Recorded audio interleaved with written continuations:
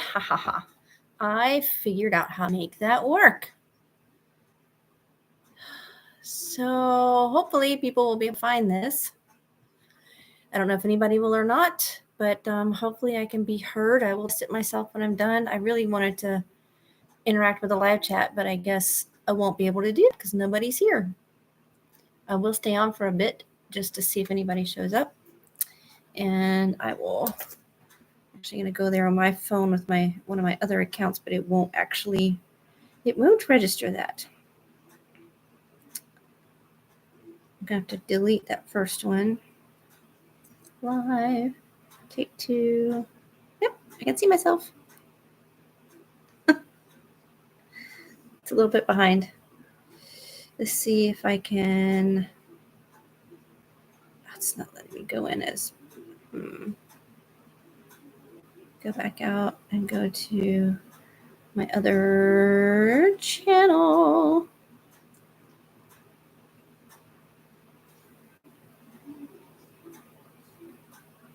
Okay, I have to look it up again. Sorry about this. This is take 2 for my first time trying to do this. So I'm just going to see if I can make this work. Let's see if it will register a viewer because I'm watching. I don't know if it will or not. Let's see if I can like it. It's not showing on the screen that I liked it. It is showing on my phone that I did. Oh, there's the like. Okay. But it's not showing. They're showing the viewer. So it is showing me. Cool. Okay. Excellent. Excellent. So let's see if I can do a heart. Do some hearts. And maybe it will put some stuff in the algorithm to bring some other people here. Who knows? Oh, well. All right. So the plan was if anybody showed up to talk about heart failure and fatigue, because as you guys probably know, fatigue is one of the big problems people with heart failure, whether it's congestive heart failure or a different type of heart failure, it is something that a lot of people with heart failure experience, and it seems to be an issue. For some people, it keeps them from being able to work, but yet they aren't really disabled enough to get disability because the government will say, well, you're not that disabled, you can work. But the problem is they can't. They can only work so long, and you get tired. Now, I just up front, I'm not a heart failure patient. My husband is the heart failure patient, but I am a certified health educator with a master's in health education and behavior from the University of Florida. Yay, go Gators. So I do have the ability to speak on this subject with some authority. I'm not a clinician. I'm not somebody who makes medical decisions and, can handle your care, but I do have good resources as a health educator to be able to talk through some of these things. So one of the things that, again, we talk about is tiredness or fatigue. And I'm going to see if I can share this screen. Share screen, tiredness and fatigue. Look at that. What does it look like over here? And I'm in the corner. How do I move myself around on here? I don't know how to do that. That's something I have to figure out how to do. I should be able to move my little, maybe I may not be able to do that straight on YouTube Studio. I might have to do that in like StreamYard or something like that. But anyways, we're going to talk about tiredness and fatigue. So this is a reputable website. It's a .org, so they are not looking to make any money off of anyone. They are a foundation of some sort of nonprofit. In fact, this is, I can't remember, the heartfailureMatters.org. So it's a pretty decent nonprofit.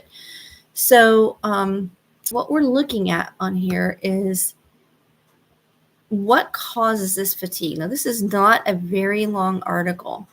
It just talks about fatigue in general. So when you have heart failure, your heart cannot pump blood as well as it used to. You can see right here, heart's pumping ability is reduced, and so less blood is reaching your muscles. That lack of oxygen and nourishment to your muscles makes you get tired much more quickly than you normally would. So it is generally the lack of oxygen from the breathing issue that comes along with heart failure.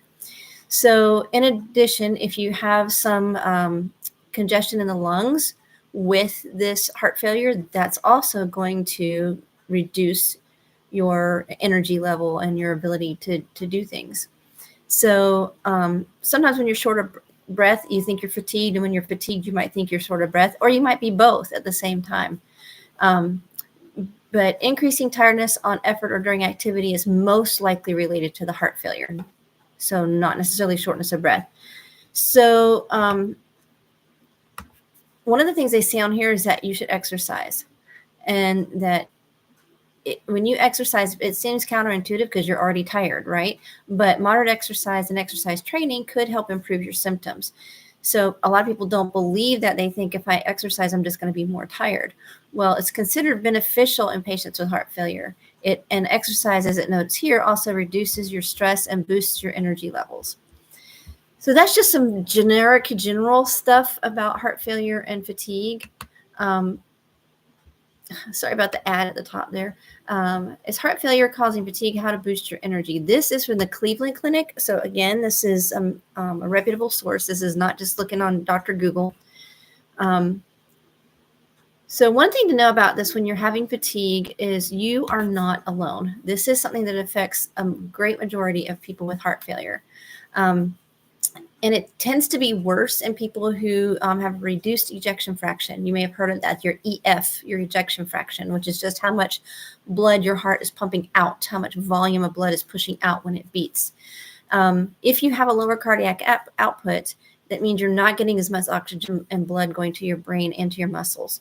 So that is, again, a big part of it. But there may be other things. So let's look at some of them. Reason one, if you're taking a beta blocker for your heart issues, it might be making you tired, because beta blockers have an anti-adrenaline effect. So that could be making you tired. And it makes that very quality makes it valuable for treating heart failure, but it can make the patients feel tired. So some people don't have side effects, but some do. If you feel like you're getting more fatigued after starting a medication, you should keep taking the medication, but you need to report this to your doctor. You need to report your symptoms to your doctor, because if you stop without your doctor's supervision, then you could have some rebound issues with your heart failure, and you don't want that. None of us want to end up back in the hospital, right? So again, if you want to go to this article, I'm going to put these links in the description. I'll edit and put them in when we're all done. But this way you can see for yourself some of the issues and the information. I'm not going to go into great detail. So depression, that's another reason you might be feeling fatigued. Depression, as Cleveland Clinic says here, can be a reaction to the diagnosis of heart failure, but it can also be triggered by those same beta blockers. So if that happens, they're going to switch the beta blocker to see if we can get an improvement in your depression status. Or we may treat you with an antidepressant. My father also had heart failure, rest his soul, but he was on, I want to say he was on Prozac. I could be wrong, but I think that's what he was on. And because he had a tendency to be a depressed person in the first place, and then he ended up having heart issues on top of it. Now, as you can see here, reason number 3, you might be low on iron. And so low iron is called anemia. You may have heard of anemia. So it's not uncommon for heart failure patients to develop anemia. My husband has slightly low blood. We work on that, try to keep it up through diet and some supplements. His father also had what they call pernicious anemia and had heart failure. And he was being treated by a hematologist to try to keep his blood levels up. But definitely, if you're anemic, if you have low iron, that's the part of your blood that carries the oxygen to the rest of your body. So if you have the issue with heart failure where your heart's not pumping as well as it should, and so it's not pumping the oxygen around, and you also have low iron, then you've got 2 factors that are reducing the amount of oxygen getting to the rest of your body. 2 factors, because that iron is what carries the oxygen molecule to the rest of the body. If you're not sleeping well, if you're having issues because you're anxious and worried about your heart failure diagnosis or anything else going on, and not sleeping well, that can cause fatigue, especially if you're having sleep apnea. Sleep apnea is not uncommon with heart failure patients, especially if you have a little bit of weight on you. commonly refer to that as snoring. Snoring is not sleep apnea, but when you have sleep apnea, you will snore most likely, because what happens is you actually stop breathing and then you go when you finally do breathe. So sleep apnea is not uncommon in heart failure patients. So this is one reason my husband sleeps in a recliner. He also is a stroke survivor, so the recliner is much easier for him to be mobile. His right side is affected, and it's not horrible. He can walk without a cane if he needs to. He mostly walks with a quad cane, but it just makes him more mobile if he needs to get up in the middle of the night to go to the bathroom. He doesn't have to struggle out of a bed. He can just put the chair down and get up and go to the restroom. But also keeping his head slightly elevated, not only does it help him with his feeling of whether he can breathe well or not because of the heart failure, it also helps with any sleep apnea that he may be experiencing. Exercise. We talked about this a little bit. Your heart needs exercise. Even when you're a heart failure patient, you still need exercise. So you want to make sure that you are keeping it as healthy as possible. The best way to do that is to go to a cardiac rehab program. That's a program specialized in helping people with heart disease in any way, shape, or form get exercise without overtaxing their heart and causing even more problems. So, and I'm going to piggyback that because I don't think they talk about it. Oh, no, they do. When and what you eat matters. So exercising and diet. How many things in our culture rest on what we eat and what we do with our bodies? Almost every chronic disease that we have in our society, type 2 diabetes, heart failure, people who have a history of heart attacks, people who have shortness of breath and potentially, I'm not sure if it's emphysema or COPD, but sometimes weight is a big factor in that. So not only do you need to exercise for 30 to 60 minutes a day, moving in some way. It doesn't mean you're running a marathon, just walking around, doing things around your house, for example. You also need to look at what you're eating and when you're eating it. So we know, don't we, as heart patients, that you should limit your salt. And we don't just mean limit salt. I'm not adding any salt. I'm not putting any salt on my food. Well, that's great. But have you looked at the ingredients in your food and how much sodium is in those ingredients? Some people are surprised. An example is I was when I started, trying to maintain my husband's heart status and keep him healthy. The average slice of bread, regular everyday bread from the store, no matter if it's wheat bread, multigrain bread, white bread, whatever it is, but the average slice of bread has 100 milligrams of sodium. As a heart patient, as a heart failure patient, you've probably been advised to limit your sodium to something like 1,500 milligrams per day. 1/15 of that is a slice of bread if you eat a slice of bread. Something to think about. You've got to look at what's in the food you're eating and how much sodium is in that food. Read your labels. And when you read the label, look at not only how much, if it says 100 milligrams of sodium, well, in a serving? Well, what's the serving? Is it a teaspoon or a tablespoon? 100 milligrams of sodium in a teaspoon is a lot more concentrated than 100 milligrams of sodium in a tablespoon. So you have to look at that and say, well, if it's teaspoon, but I'm using 4 teaspoons of salad dressing on my, salad, then that's already 400 milligrams of sodium, right? Or if it's 100 milligrams for a tablespoon, then 2 tablespoons, you've got 200 milligrams of sodium. So you have to look at the label, not just the amount of sodium, but also so what is the serving size?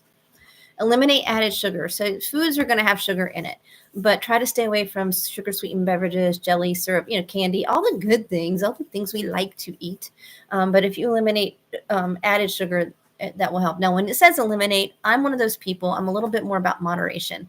So, and I listened to Tommy, my friend Tommy over on the Lifeboat, where he talks about harm reduction, not necessarily quitting something cold turkey. So limiting it. If you're going to eat a candy bar today, then don't have one tomorrow, right? So limit it. Eat more fruits and veggies. I know that's something we all know, but it really is true. Give up foods that come in a box. Processed foods. Processed foods are the bane of our society. They are easy. They are great because they save time and they are easy to make. Typically, you just pour something out of a box and put some water in it and cook it and you're good to go, right? But processed foods are not good for us. They just aren't. So a dietitian that I know, a good friend Amy, who talks about shopping the perimeter of the grocery store where the things are kept cold or frozen, right? Because that's going to be your better bet than eating the things that are on the aisles that are boxed. Canned is better than boxed, but canned is still usually pretty high in sodium unless you get a low sodium. Frozen is always better than canned or processed, and fresh is the best.